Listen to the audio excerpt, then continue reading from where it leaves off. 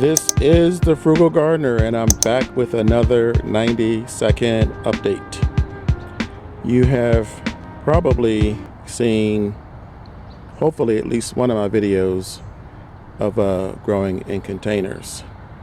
This is dedicated to people who grow in small containers because they have limited space.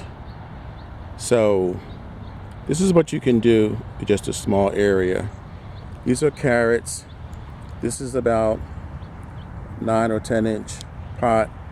I grew carrots in this last fall. My video was up, I'll put a link to it.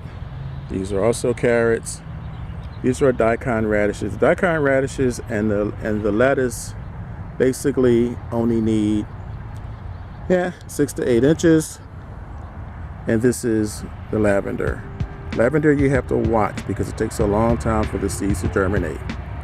So I just wanted to give everyone an idea of what you can do with small containers and in a small area.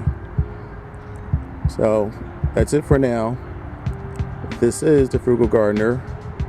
I'll have a new video up soon.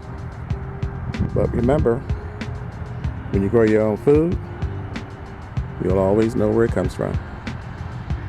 You guys enjoy the rest of your day or evening.